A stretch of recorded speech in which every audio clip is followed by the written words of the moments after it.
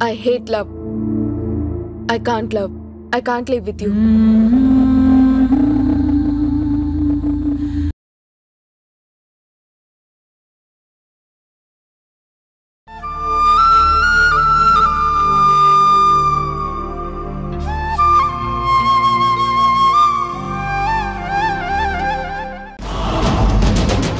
మధుకి నిజం తెలిసిందా?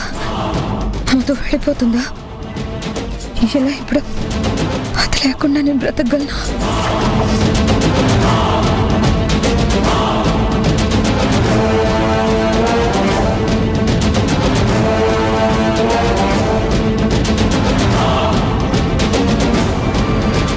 Yes, cheater.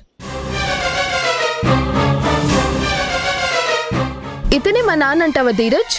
ఎస్, తనే. మా అమ్మ చెప్పి మరీ ఫోటో ఇచ్చింది. మా అమ్మ చెప్పిందంటే 100% కరెక్ట్. కన్ఫర్మా? ఎస్, కన్ఫర్మ్ కాబట్టి చెప్తున్నాను మధు. రాస్కెల్.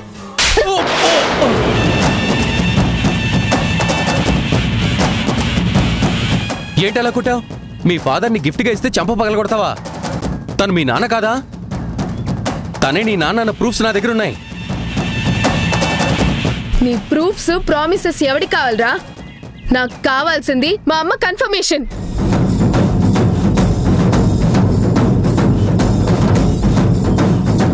ఫోటో చూపించి అడిగైతే. Shut up. మా నాన్న ఎవరో చెప్పడానికి ఫోటోలు అవసరం లేదురా, ఆత్మసాక్షి చాలు. అయినా నేను మా నాన్న గురించి మా అమ్మని అడిగా. ఆయన ఎవరో చెప్పాల్సింది, చెప్పాల్సింది తనకు తానుగా చెప్పేంత వరకు వెయిట్ చేస్తాను. చెప్పకపోయినా ఓపిక పడతా, బాధ ఎంతైనా భరిస్తా.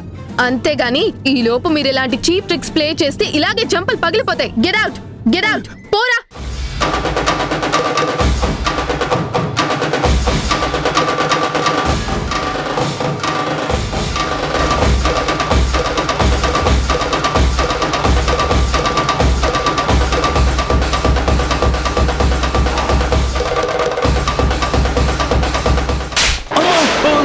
మీరెందుకు కొట్టారు? నా కూతురు కొట్టింది నువ్వు తప్పు చేసినందుకు. నేను కొట్టింది మీ అమ్మ నిన్ను ఇలాంటి పని చేయమని పంపించినందుకు. ఈ దెబ్బ తనకి తగలాల్సిందే. వెళ్ళి అప్పచెప్పు.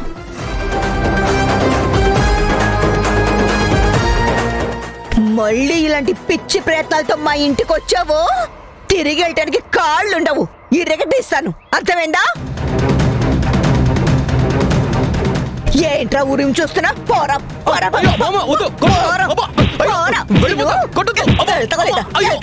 వస్తావా ఇంకోసారి?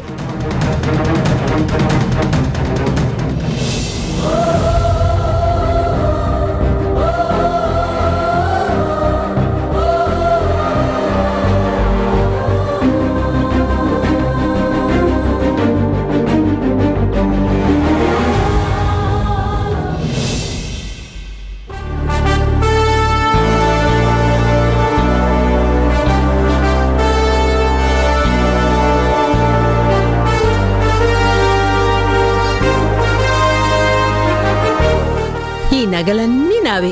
7 వారాల నగలు మా నాన్న నాకు పెళ్లిలో పెట్టారు. అదీ కాక పెళ్లికి ముందు పెట్టిన నగలు కొన్ని. ఈ నగుంది చూసావో, ఇది నేను 10th క్లాస్లో ఉన్నప్పుడు కొనుక్కున్నాను.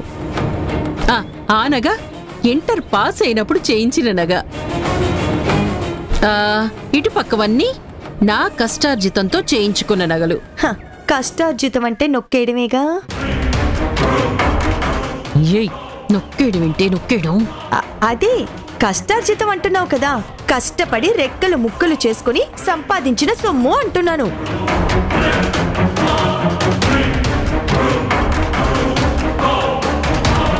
బుద్ధుందా నీకు?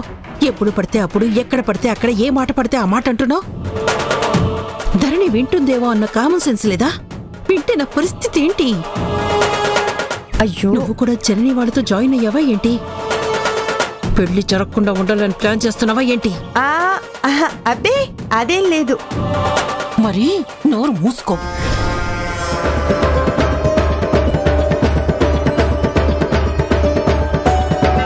ఏంటమ్మా నేను నీకు సంతోషంగా నగలు చూపిస్తుంటే నువ్వేమో ఇంట్రెస్ట్ చూపించడం లేదు. నగలన్నా బంగారం అన్నా నీకిష్టం లేదా?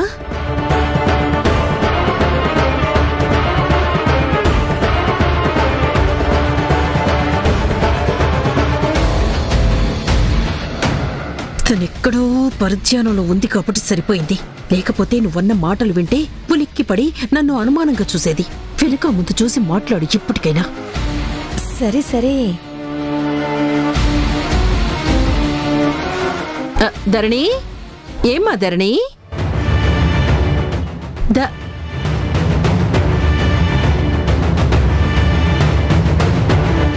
ఏంటో నా కర్మ, పెళ్లి కోసం నానా తంటాలు పడాల్సి వస్తుంది. వీళ్ళ ముందు మంచిగా నటించడం కంటే ఏ స్టేజ్ ప్రోగ్రాంలోనూ నటించడం బెటర్ అనిపిస్తుంది. చచ్చా, స్టేజ్ ప్రోగ్రామ్ ఏంటి స్టేజ్ ప్రోగ్రామ్? నీ పర్ఫార్మెన్స్ హాలీవుడ్ లెవెల్లో ఉంటుంది. హాలీవుడ్ హారర్ సినిమాల్లో దెయ్యంగానో లేదా కిల్లర్ గానో సైకోపాత్ గానే యాక్ట్ చేయొచ్చు. వేషం కూడా బ్రహ్మాండంగా వేసి మెప్పించొచ్చు. బయట చూస్తేనే జనం దడుచుకుంటారు. అంత బాగా యాక్ట్ చేస్తావు. ఏం మాట్లాడుతున్నావే? నేను నీకు సైకో కిల్లర్లా కనిపిస్తున్నానా? చచ్చా, నేను నీ యాక్టింగ్ పర్ఫార్మెన్స్ గురించి, క్వాలిటీ ఆఫ్ యాక్షన్ గురించి చెప్తున్నాను. ఆస్కార్ లెవెల్లో నటించగల శక్తి సామర్థ్యం గురించి పొగుడుతున్నాను. It is a compliment. తప్పుడు వాళ్ళు ఎప్పుడు తప్పుడుగానే ఆలోచిస్తారని నీదెప్పుడు నెగిటివ్ యాంగిలే కదా. పాజిటివ్ గా ఎప్పుడు ఆలోచించావు? నేను మాత్రం పాజిటివ్ ఒపీనియన్ తోనే చెప్పాను. ప్లీజ్ మాట్లాడుకో.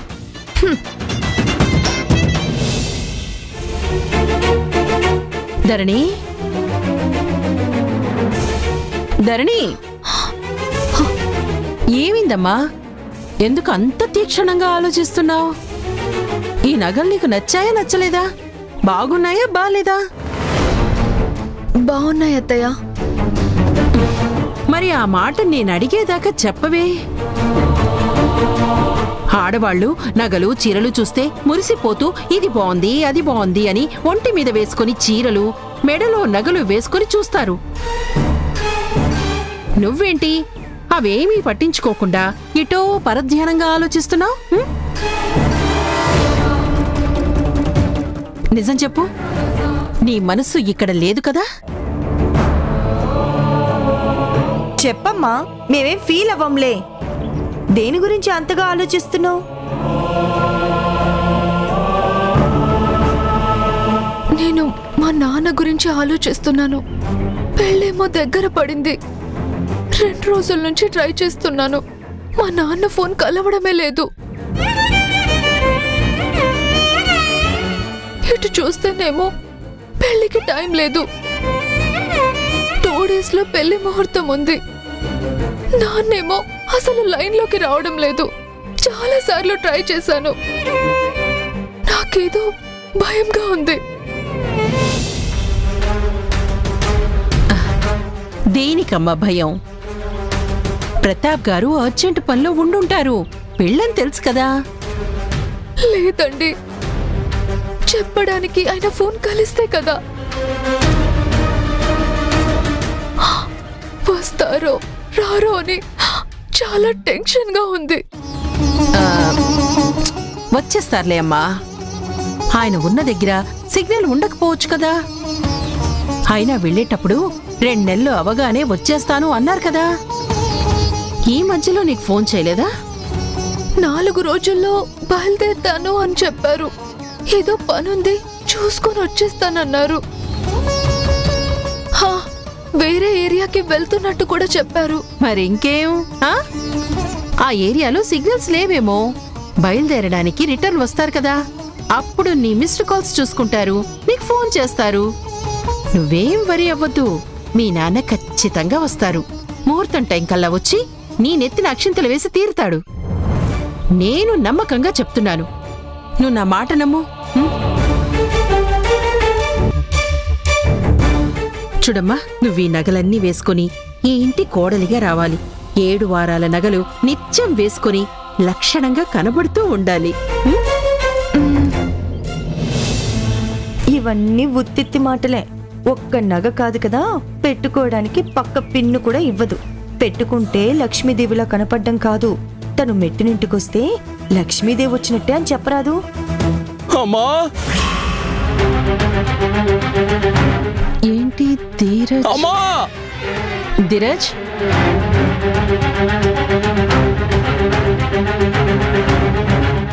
ధీరజ్, ఏమైందిరా? ఎందుకు అలా అరుస్తున్నావు? ఆ చెంపల మీద చేతులు పెట్టుకున్నావేంటి? ఒక్క నిమిషం.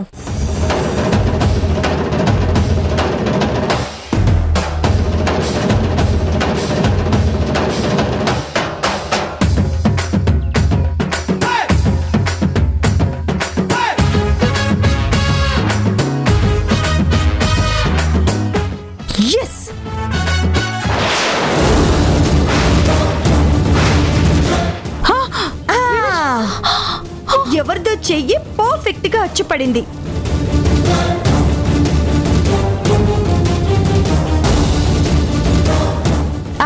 ఇందులో అదృష్ట రేఖను బట్టి చూస్తే చాలా గొప్పవాళ్ళు,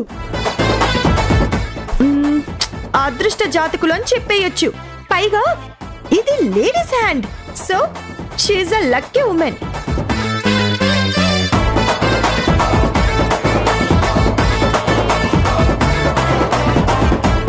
ఏమైంది?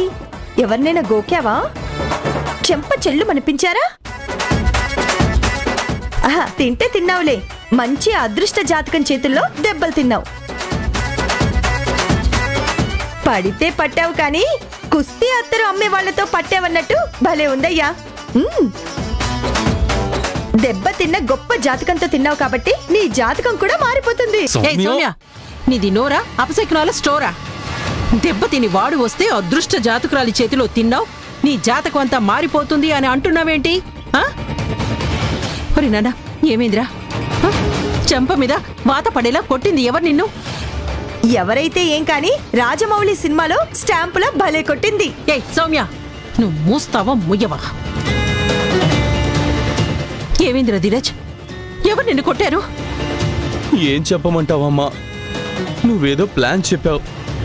దొమ్మలు చేయడానికి నేను మధును కలిశాను. వాళ్ళ ఇంటికి వెళ్ళేదాకా బానే ఉంది. ఆ తర్వాత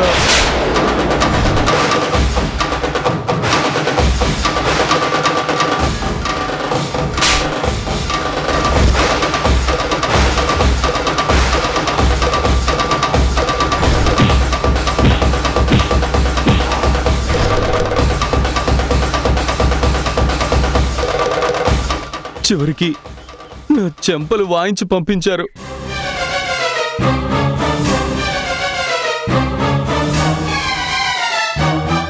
అసలు నువ్వు ఎందుకు వాళ్ళ ఇంటికి వెళ్ళావు ధీరజ్? మన పెళ్లికి వాళ్ళు అడ్డొస్తున్నారు కదా ధరణి, అసలు వాళ్ళ ప్రాబ్లం ఏంటో అడిగి సాల్వ్ చేద్దామని వెళ్ళాను.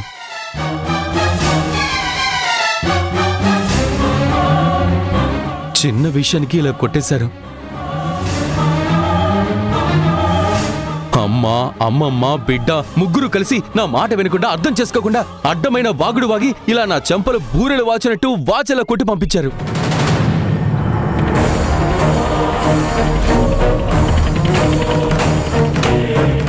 ఏదో నేను బాధపడుతున్న మధు నోదార్చి వాళ్ళ నాన్న గురించి వాళ్ళ అమ్మని వివరాలు అడుగుదామని వెళ్ళాను.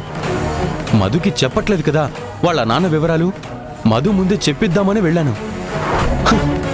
అంతే, నాన్నెవరో చెప్పలేని ఫ్రస్ట్రేషన్లో అమ్మ, తండ్రి ఎవరో తెలియని ఫ్రస్ట్రేషన్లో మధు, మనవరాలి తండ్రి ఎవరో తెలియని ఫ్రస్ట్రేషన్లో వాళ్ళ అమ్మమ్మ ఉన్నట్టున్నారు. అందుకే ఇలా ఇలా నిర్దాక్షిణ్యంగా కొట్టారు. ఓ, అంటే మధు కూడా మనకి రివర్స్ అయిందన్నమాట.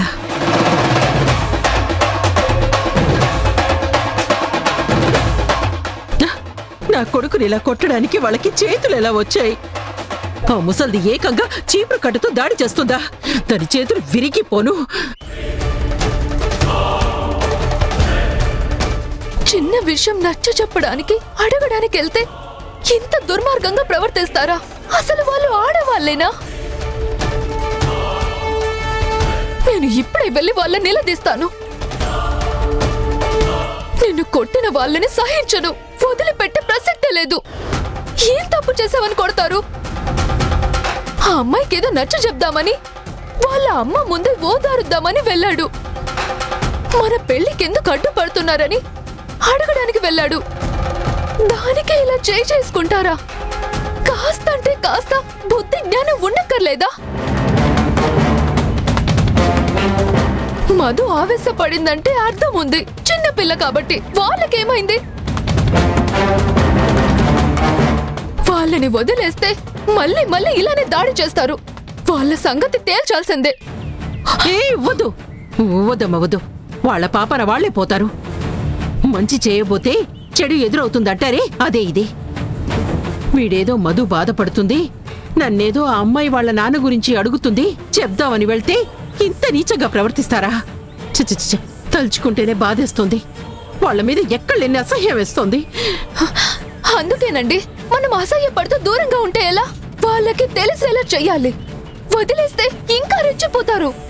అసలు వాళ్ళ ప్రాబ్లం ఏంటి, నా పెళ్లి వల్ల వాళ్ళకి నష్టం ఏంటో అడిగి తెలుసుకొని వస్తాను. అది కదమ్మా. ధరణి, అమ్మా ధరణి. గుణ, ఏంటక్క? చూసావారా? జనని మధు కలిసి ధీరజ్ని కొట్టారా? ఆ చెంపలు చూడరా ఎంత ఎర్రగా అయిపోయాయో. జనని మధు కొట్టారా? ఊరికే ఎందుకు అలా కొడతారు? వీడి జోలికి ఎందుకు వస్తారు? నింద వేయడం కాదక్క, కొట్టడానికి కారణం ఏంటో తెలుసుకో. అది కాదురా. ఒక్క నిమిషం. హలో,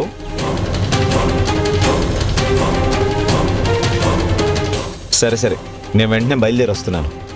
ఎమర్జెన్సీ సర్జరీ ఉందంట, నేను బయలుదేరు. రే గుణ,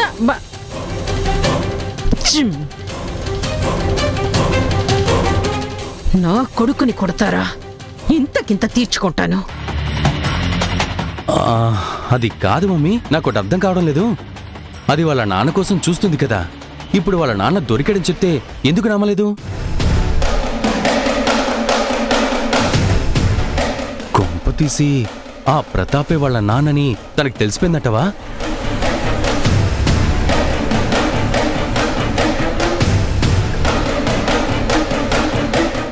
కరెక్టేరా, కరెక్ట్ పాయింటే క్యాచ్ చేసావు. కానీ నిజంగా దానికి ప్రతాపే తన ఫాదర్ అని తెలిస్తే అది ఎందుకు ఊరుకుంటుంది? అందరికీ చెప్తుంది కదా. ఏళ్ల తరబడి నా నాన్న అని కలవరించింది నిజం తెలిస్తే ఒక్క క్షణం కూడా ఇంట్లో ఉండదు. జననితో కలిసి అస్సలు ఉండదు. దానికి దాని తండ్రి విషయం తెలియడం కాదురా, ఈ పెళ్లి ఆపడమే వాళ్ళకి ప్రధానం అనిపిస్తుంది. అవునవును, పెళ్లి ఆపడమే ప్రధానం.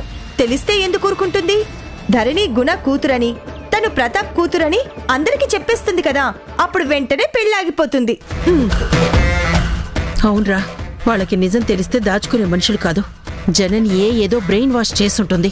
అందుకే మన మీద అది రివర్స్ అయ్యింది. టైం చూసి మళ్ళీ మధుకి బ్రెయిన్ వాష్ చేసి దాని మీదకి ఉసుగొల్పాలి. అప్పుడే దెబ్బకి దెబ్బ తీసిన వాళ్ళం అవుతాం.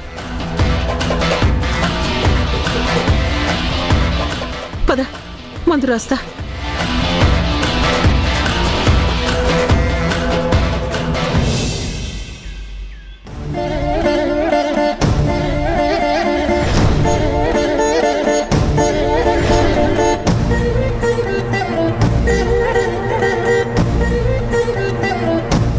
ఒకవేళ ధీరజ్ గాని మరెవరైనా గాని ప్రతాప్ గారే మా నాన్న అని మా అమ్మకు చెప్తే అప్పుడేం జరుగుతుంది? నేను అమ్మను వదిలేసి వెళ్ళిపోవాలా? అప్పుడు ధరణి ఏం చేస్తుంది? వాళ్ళ నాన్నను వదిలేసి వస్తుందా? మా నాన్న నన్ను తీసుకెళ్తాడా? గుణ గారు ధరణిని తన కన్న కూతురుగా అంగీకరిస్తారా? అమ్మ, నాన్న, ధరణి, బాలు, తరుణ్ అందరూ కలిసి ఓ ఫ్యామిలీలా ఉంటే నేను ఒంటరిదాన్ని అయిపోవాలా? వాళ్ళున్న దగ్గర ఒంటరి కూతురులా పెరగాల? అలా విడిగా ఉండగలనా? ఈ అమ్మను వదిలేసి బ్రతకగలనా? రక్త సంబంధమే గాని ఎలాంటి అనురాగం, ప్రేమ, బంధం లేని వాళ్లతో ఎలా ఉండగలను? ఊహించుకుంటేనే భయం వేస్తుంది.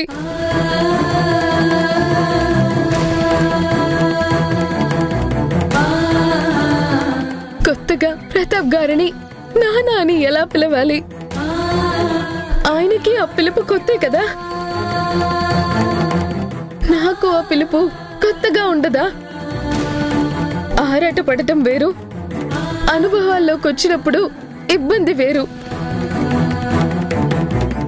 ఏదైనా ప్రతాప్ గారే మా నాన్న అని భావించి కలిసిపోవడం చాలా కష్టం అనిపిస్తుంది.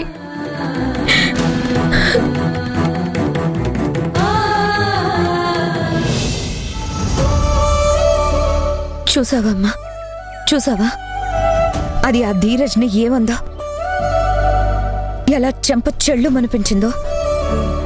నువ్వు మధు గురించి ఎప్పుడు తప్పుగా అనుకుంటావు.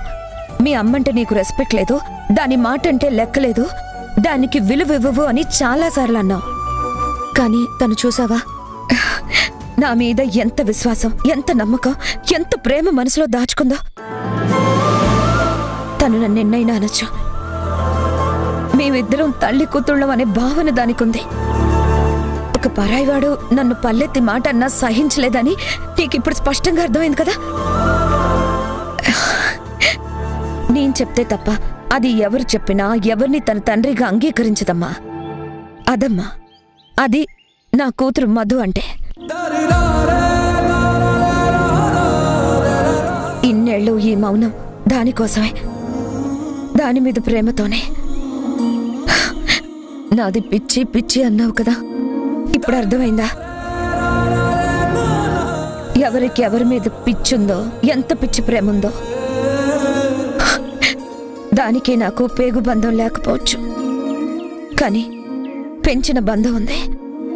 పెంచిన ప్రేమ గొప్పదని నా పెంపకంలో అది పెరిగింది కాబట్టి అది అంత మమకారం పెంచుకుందమ్మా.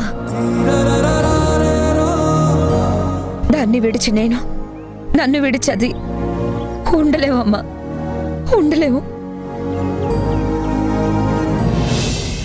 జనని గారు, రమ్మరా, కూర్చో. నేను మీకు కూర్చోడానికి వచ్చిందల్లా కనిపిస్తున్నానా? అదేంటి ధరణి అలా అంటావు? ఇంటికొచ్చిన వాళ్ళకి మర్యాద ఇవ్వడం, కూర్చోమనడం ధర్మం కదా. మీకు మర్యాదలు తెలుసా? మర్యాదలు తెలిసిన వాళ్ళైతే అలాగేనా ధీరజ్ తో ప్రవర్తించేది? ధీరజ్ మీద చేసుకుంటారా? ఏం అన్యాయం చేశాడని అలా కొట్టారు?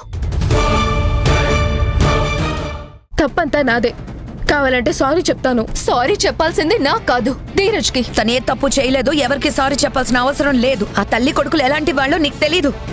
నువ్వు నమ్మావు కాబట్టి మంచి వాళ్ళు అనుకుంటున్నావు. మీరు ఎంత మంచి వాళ్ళో మీరున్న పరిస్థితి చెప్తుంది.